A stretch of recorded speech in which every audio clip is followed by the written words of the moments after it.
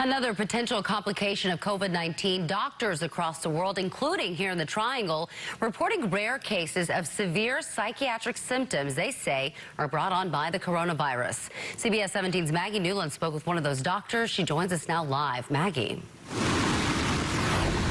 Angela, it is important to emphasize that these cases are extremely rare, but doctors say they have seen a couple of them here in the Triangle, and they want to learn more about them.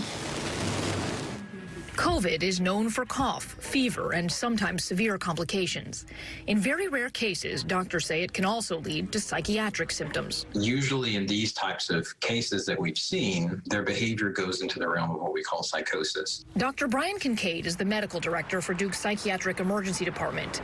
He and other Duke doctors published in the medical journal, the BMJ, about their first case of what they call COVID-19 associated psychosis in a patient with no history of mental illness. Since then, he says Duke has seen one or two more cases, and hospitals worldwide describe similar situations. Delusions were a prominent symptom, feeling that various people were out to get them when we didn't have any evidence to that.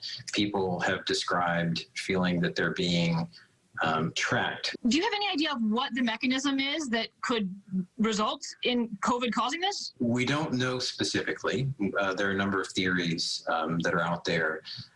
One is that perhaps there is an excessive sort of inflammatory and immune response. COVID isn't the first virus associated with psychotic symptoms. There are well-known cases of psychosis documented with the 1918 flu pandemic. We saw it also with SARS. So how often could COVID cause these symptoms in someone with no history of mental illness? I couldn't really put an estimate to it right now, 1 in several 100,000. That's about the odds of getting struck by lightning, but doctors need much more data to truly estimate the chances.